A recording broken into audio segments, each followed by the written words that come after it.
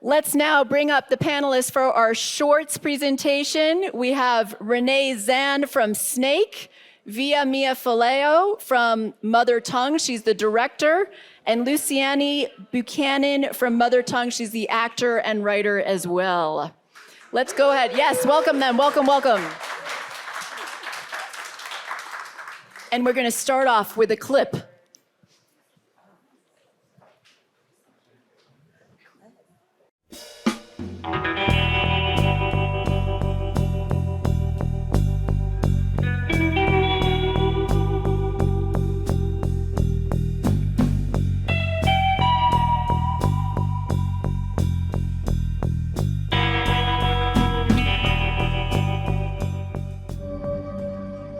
So this one is church.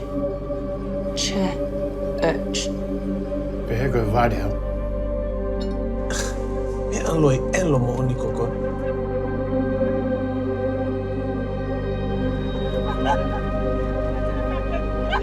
Kedain tong. Koe hafe kasi.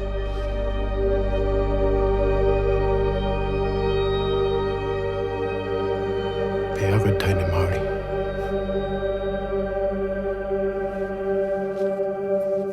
Okay, CRC. How do you feel about your condition? Oku hao puke. Talang kia ke tukua ne hao ki apini.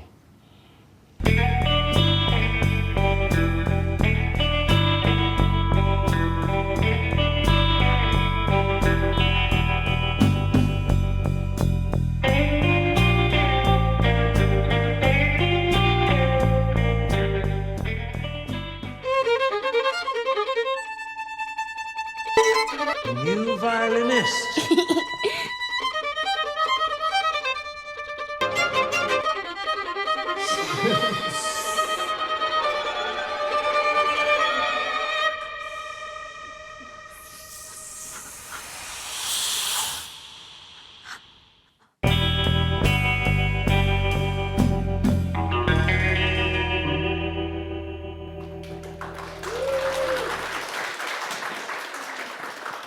How many of you have seen Mother Tongue or Snake in the audience?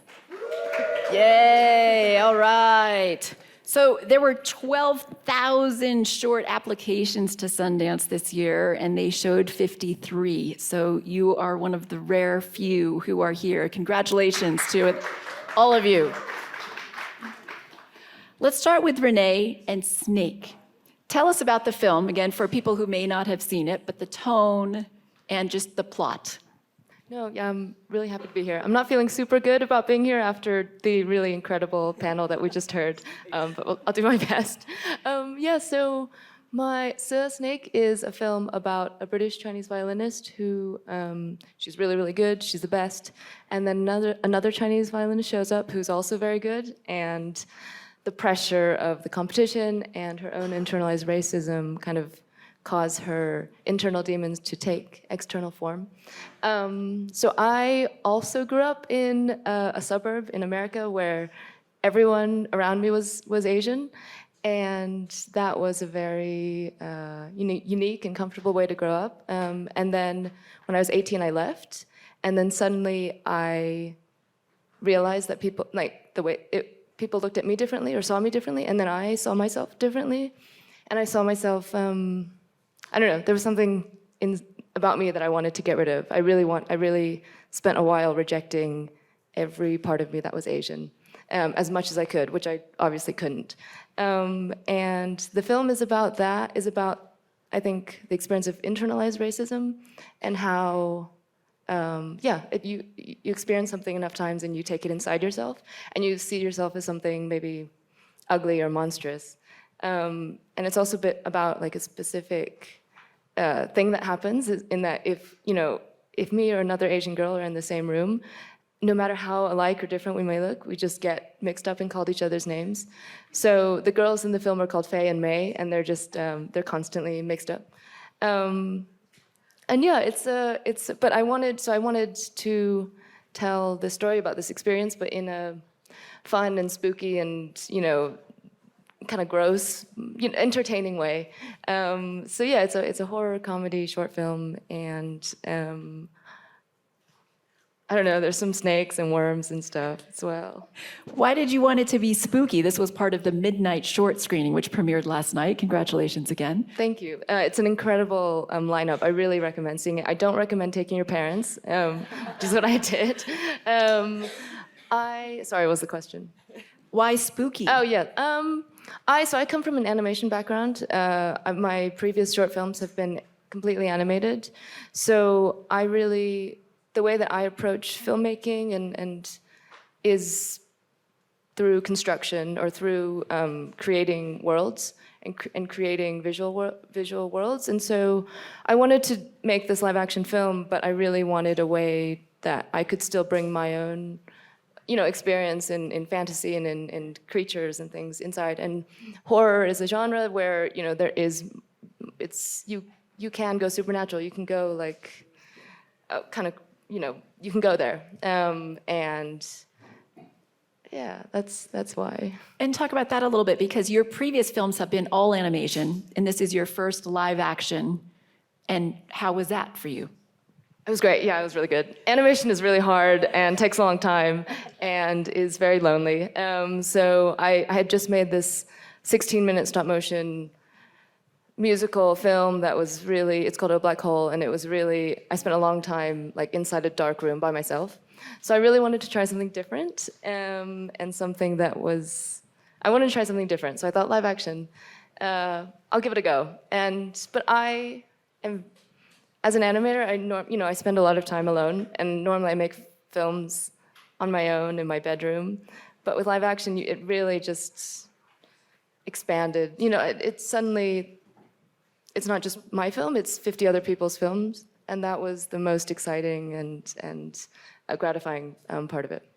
And in the Q&A last night, you were talking about the difference of using actors in animation and how you were relying on the facial expressions of the actors that you normally wouldn't, or surprised you. Can you share a little bit more about that background? And I think one of your actors is here as well. Hi, Lena, can you stand up? Stand up, she's amazing. Just like her character. Just like her character, or her character is just like her. Yeah, so Lena plays May, who shows up and is a brilliant violinist. She's also a brilliant violinist, by the way.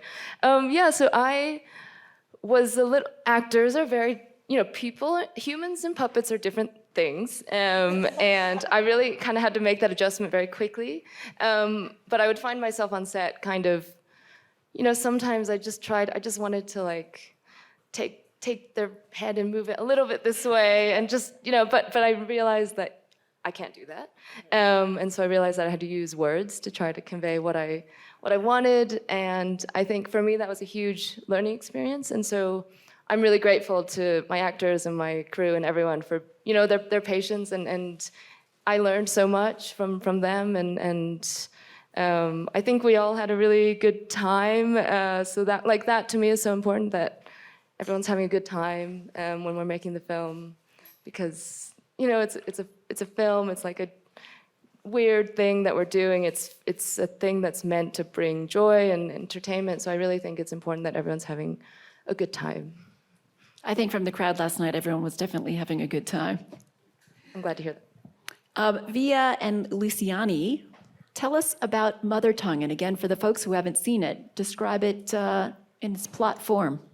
Yeah, well, hi everyone, malolele. My name is Luciani, this is Via. We're from Aotearoa, New Zealand, and our cultural heritage is Tongan. And if you don't know what Tonga, heard of the country Tonga, if you know where Fiji is, it's like next to it. So it's an island nation in the South Pacific. We've had a lot of questions about that the past week. And the short film is about a young speech language therapist who I play, named Catherine. She's really insecure about her cultural identity, and she takes on a job where she has to look after a Tongan man who's lost his ability to speak English. So he was bilingual, now can only speak Tongan. And because of her insecurity, she fabricates her ability to speak Tongan, and she has to find a way to communicate to help him with his recovery from his brain trauma. It's a very long-winded way of explaining it, but it just deals with the Pacifica diaspora and how us, those of us who are immigrants who don't speak our mother tongue, how do we deal with that in our new home countries? And Via, can you talk about the set? It's a very intimate set. It's a home. I know there's other scenes that take place, but why did you choose the color palette and the atmosphere that you did? Well, actually, the set is Luciane's family home. So maybe you should answer this question. Yeah, I can.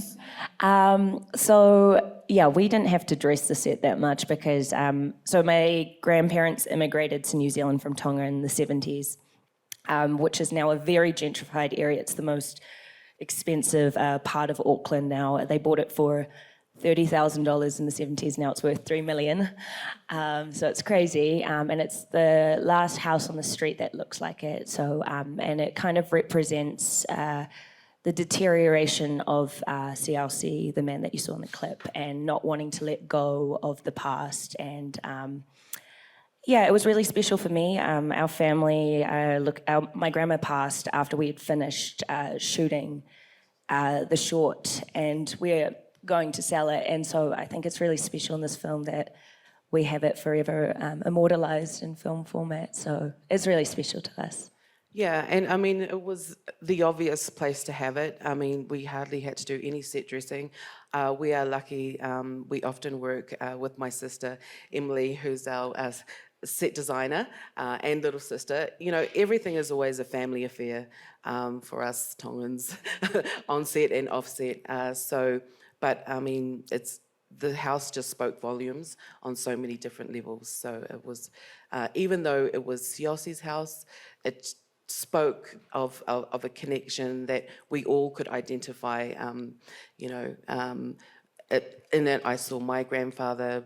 Everyone who watches the film, they're just like, oh my gosh, I can see my grandparents in that same house. So You can definitely feel the intimacy. So how did you two come together? We've known each other for a long time. Back home in New Zealand, our industry is very small. And when you find another Tongan on set, you're like, oh, what's your last name? Who's your cousin? What? I'm sure we're related. Yeah. And we actually worked on a short film together and a web series, and we've done multiple roles. I was working in production. She was working in the art department. She's actually from an art background. And we were smoking ciggies in the car park on a night shoot. And I was like, I have this idea for a film and it's not going away. I don't know how I'm gonna do it. I've never written before because my background's in acting. And she was like, I like the sounds of that. Let's keep talking. And I came up with the idea in 2018. We shot it in 2020. And this is the first time it's been shown, so it's a long journey. Our theme today is about voice and finding voice and how it evolves. So for each of your films and whichever characters you want to talk about or whatever point of view you want to tell the story from, what does that mean to you with your film? The evolution of voice. Renee, do you want to start?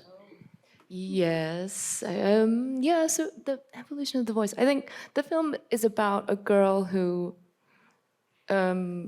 starts out very uncomfortable, who has one drive, which is to be the best.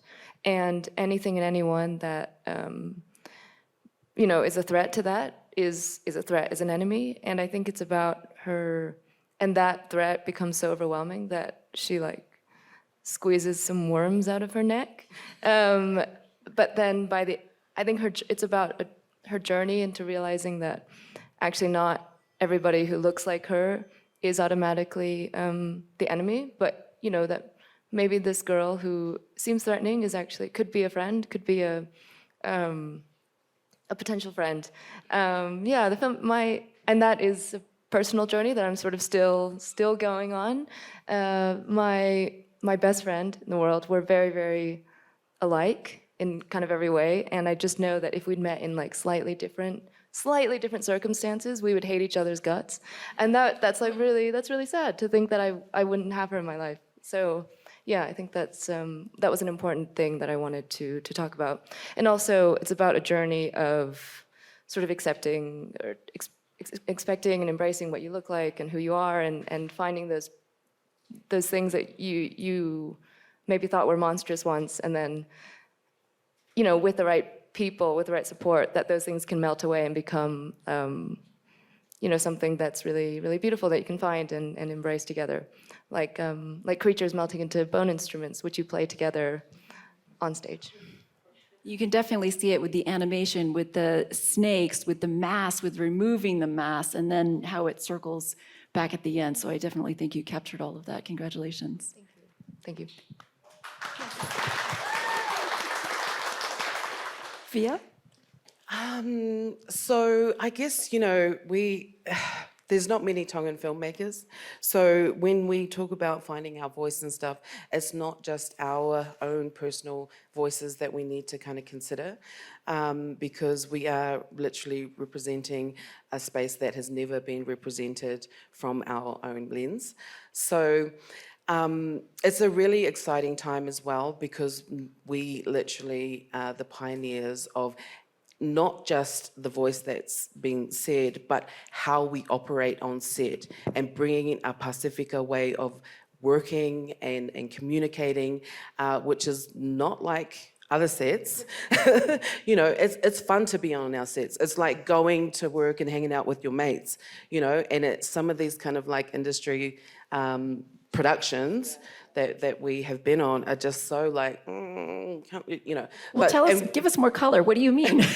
I guess we're from a collectivist culture, so everything is family. You know, we share food together. We collaborate in such a different way, and you know, the cast, we just felt like family. I feel really comfortable with each other. It's very community based, and we know each other all so well.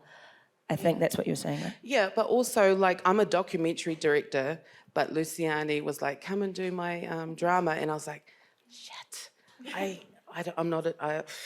don't, you know, like, I don't know if I can do this. I don't know if I want to do this. Okay, how to be a drama director. I can do it. I'm going to do this because she's my girl. You know, and we have this kind of loyalty that we would do stuff because that's our people. So, you know, it's The community. It is community, but it's also building the favors, because it's circular, you know, and it's the love that kind of circulates around. I'll do this for you. It's a bartering system. You do. I know 10 years, 5 years time, you're going to do this for me. And it's how we can all elevate together. Yeah, it's very. I remember when her film premiered. For My Father's Kingdom premiered at Berlin, her documentary, and then they brought it home to New Zealand, which was really special, at our film festival. And I was on set, and we had to do overtime, and I was acting, and I was like crying to the AD. I was like, please, I have to be there, because it means so much to us. Like, we have, 20 years of experience in film versus, you know, our other Maori, Samoan cousins who've had longer, and the Asian community, 100 and something years. So listening to the people today was so inspiring. Sean and the other filmmaker, it was just so inspiring of where we could potentially go. But it's also a lot of pressure because we're the guinea pigs. I think we are all inspired by the three of you up here, and how you're able to tell a story with such high stakes and emotion in 15 minutes. These shorts, like, you totally get invested as a viewer. Renee, I total chills watching, not knowing what was going to happen, and these snakes coming out of nowhere, and just, it was bizarre and spooky, like you said, but then also very real and human. And for Mother Tongue, it's literally life or death.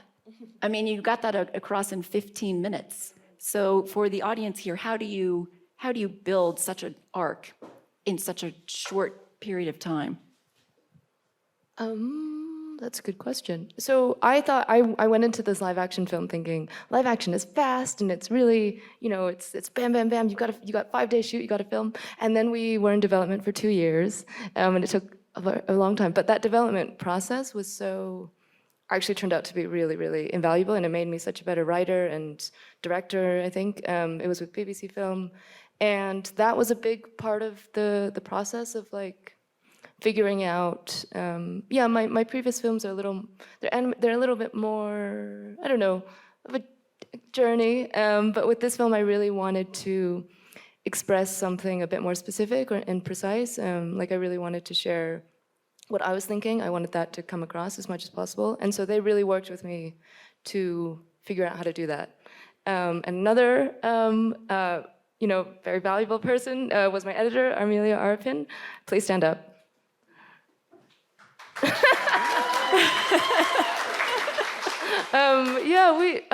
She's a genius, and we worked together from the very beginning, talking about story and just how, I don't know how to make a film.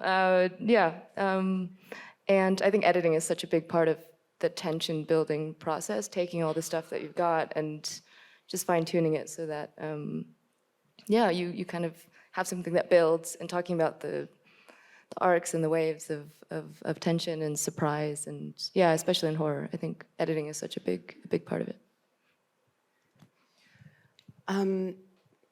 So I guess, being the only sort of Tongan filmmakers and stuff, everyone on set was like 110% invested in making this an amazing film. So all of my actors gave me all of themselves plus more. So I was very blessed to kind of have this wonderful,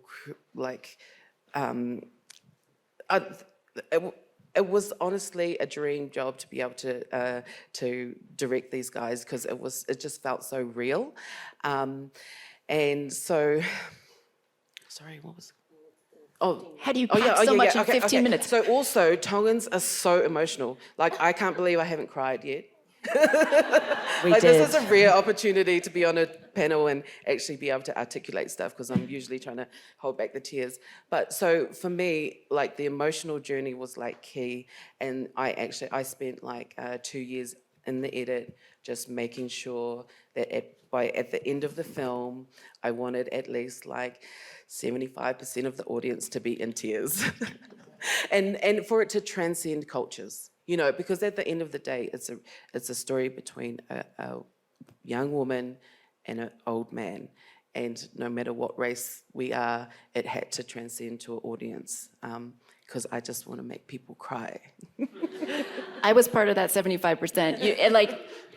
The scene just transitioned, and I was like, what just happened there? I won't ruin it for everybody else.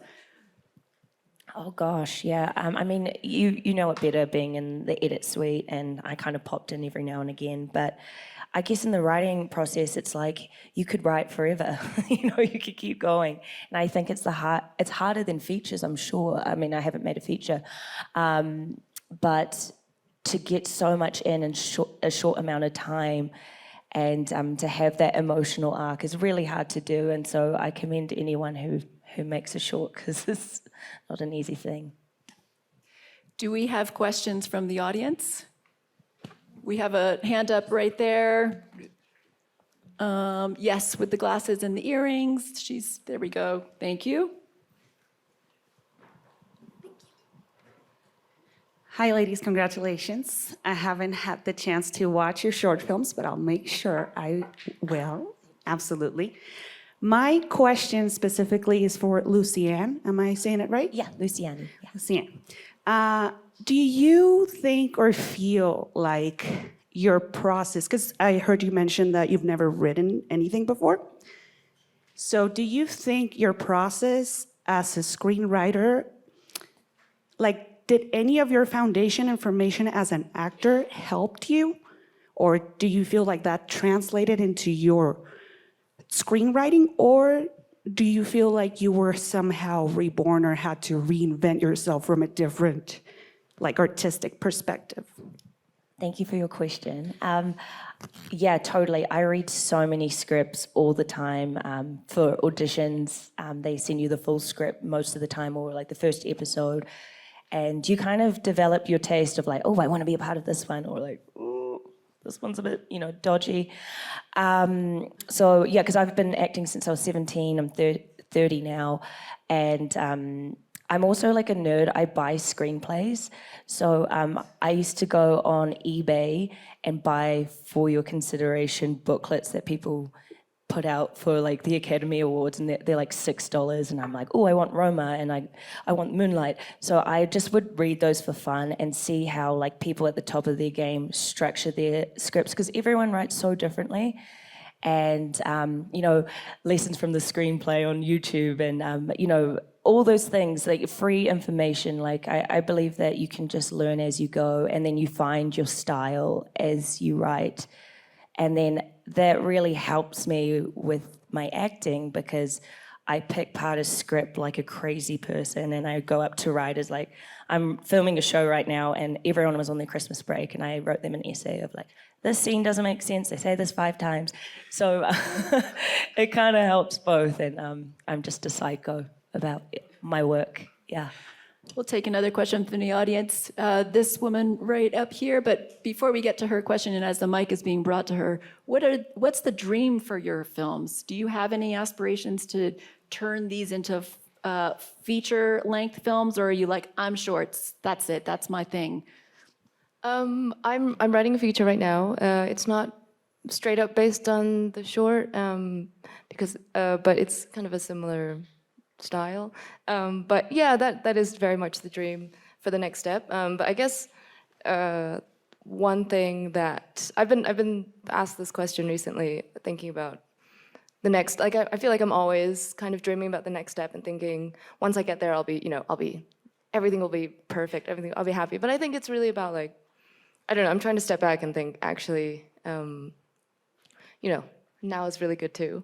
And I think one thing that I realized, shorts are so valuable as I'm trying to write a feature, and suddenly you have so much more to think about, like, will a foreign language film sell? Will a claymation film sell? And the answer is usually not great. But with a short, you have so much, no one's asking that question. You're just, yeah, it's freedom. It's like the opportunity to try stuff out, to like, the goal with the short is to stand out, I think, to make something different, and that's not what.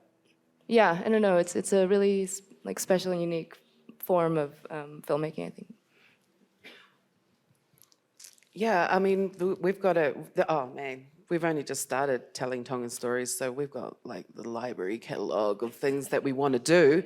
But yeah, the thing is we need to upskill more of our people like quick fast, so they can be in places from above the line, below the line, crews, like the stuff that we want to. We were blessed to have costume, art department, ADs as Tongan women, but we need more Tongans and Pacific Islanders working on our sets, because that's where you kind of gather the authentic sort of ness of your projects. And if everyone in the room while you're shooting is feeling that vibe, then you know you've got it, and you're safe. You've got it in the edit, you hope. But yeah, so the future, I think we're just starting. But we've started things like the Tuttle Patch Creative, which is a Southside grassroots production, Indigenous studios. But it's with those initiatives and us all working together that we can elevate to make our more stuff, eh? Absolutely. Yeah, I think the ideas just come at the right time. We were sitting in a spa. Oh, you guys call it a hot tub. The spa's a different thing here. We're sitting in the hot tub and we're just like, oh my gosh, this, what about this? So I think just being here and watching other creatives, it's just so, like, and hearing your stuff and seeing your stuff just then, I'm like, oh my goodness, there's so much cooking, and hopefully more, and features hopefully one day. Great. We had a question here. So this question is from one nerd to another. In terms of the full-length scripts that you accessed, what were your resources? And also, you said a short film is harder than a feature, and I completely agree. So how did you decide that you were done with that script? Or at what point did you say, yeah, let's go make this? I originally wrote this when I wasn't booking work as an actor, and I was like, I'm just working in hospitality in LA, and this sucks, and I don't know what I'm doing with my life. And I just downloaded like a free script writing app called like Celltex or something before I got Final Draft. And I just threw my ideas there. There was no structure. It was just like, and then this, and then this, and then this. And I read it to my roommate at the time, and she was just like, I get it. I'm Irish. I get all these cultural nuances. And I was like, really? Like, I thought it was so specific. And then I found my producers, and they were like, we'd love to read the script, that we love the pitch. And I was like, okay, it's 20 pages long, which is way too long for a short. And I had cut out reference shots of like things that I liked and like stuck them, then scanned the script. Like, what a weirdo, just email the script. And then they were like, okay, well, it's really long. And then in New Zealand, we have a New Zealand Film Commission. We applied for this program called Fresh Short. So it's emerging writers, directors, and 200 people enter. We got shortlisted in the top 16. And then we all get assigned mentors, and our mentor just pulled apart everything and asked me really like beneficial questions. And originally I was gonna have it as a two-hander, and she was like, no, it's her story. Stick to that, you don't have time. And she pulled me aside and just gave me some gems of knowledge. And she's been so supportive, and she said, you know, there's stories that are told and there's stories that need to be told, and there's no reason that the Film Commission should not fund this. And I was like, okay, she thinks this, she's a legend back home. And then we got the funding, and then you tweak things because of production costs. But yeah, it always changes, even in the edit. Sorry, that's such a long answer. Another question from the woman here with the headband. It's probably our last question. Hi, I haven't been able to see your shorts as well, but I remember Via from Your Father's Kingdom, and we interviewed I think a year ago, and you talked about workshopping like basically your heart, your whole family, and how you wouldn't do that again, or like how it took so much out of you to shop it around. And it's so awesome to see you in like this like fiction space, and how like what's the process like. And you also, sorry, there's so many questions. You mentioned the New Zealand Film Commission, and if you can talk a little bit more about that, because I know that you educated me on some things like that, about how you need a producer and how there's a trio of how to keep the story authentic. But sorry, too many questions. Somebody take this mic away. But Yeah, I mean, you know, I guess telling a family story, for me, back then, when I was only going to do documentaries, I needed to learn to tell my own story first before I felt comfortable telling other people's stories. So I'm also blessed that my whole family were like, okay, we'll do it, because I'm actually coming from an art school background, so I've been kind of filming them with little handy cams, like your one. And my sister was also a photographer, so my family was relatively used to having a camera in their face. So in terms of shopping it around, yeah, it's not a thing that as Pacifica we're used to putting our family at the forefront and be like, take on my family, you know, you want to, take the trauma, please, someone. But I mean, I don't know, you just have to do it, because who else is going to do it if you don't do it? And if these stories aren't out there, then you don't get the opportunity to inspire people, you don't get the opportunity to enlighten people, to show people of other cultures and spaces. So you have to just take that on the chin and just be confident. Sorry. It's so not New Zealand to be like, anyway. America is very different in that sense of, Okay. I can't even remember the rest of the... What was that? Oh, the Film Commission. Well, I went to a commissioner's dinner, whatever occasion here the other night, and there's film commissions all around, like Seattle, Philadelphia. So I think, you know, if you're wanting to, wherever you're based, find out about going that track, because they are all completely different in terms of their systems and what they need to give to the government and, you know, all that kind of stuff. So, but definitely, it's a long process though. So I would also suggest thinking outside the box, philanthropy, If your film is related to mental health issues, the Mental Health Foundation, you know, like think outside of the box of these film funding places to get your stuff done, because there's money and we have to search through the weeds to find it.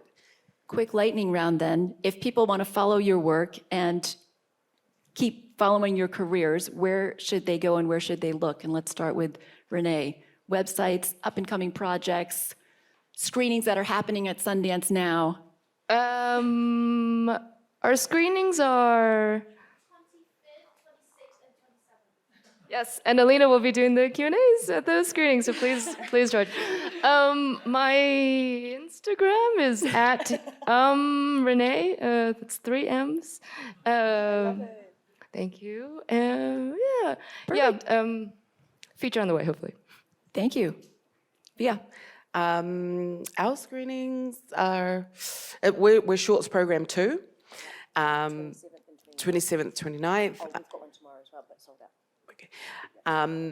You can. Waitlist. They're saying they're screening tomorrow, but it's sold out, but you can wait list. List. Okay. And you can find me on Instagram under my name, Via Mawhileo, or at the Title Patch. Come visit if you're in New Zealand, South Auckland. Title Patch Creative. A long way. Yes. Great. Luciani. Yeah, follow me on Instagram. That sounds so cringe to say. I feel like an influencer. But yeah, I'm probably going to take a social media break, to be honest. But yeah, actually, our producers at Run Charlie Films, they post all of our stuff because we're useless. And My Instagram is mostly pictures of my cat. Just a warning. Don't do it. That's okay. People want to get to know you all.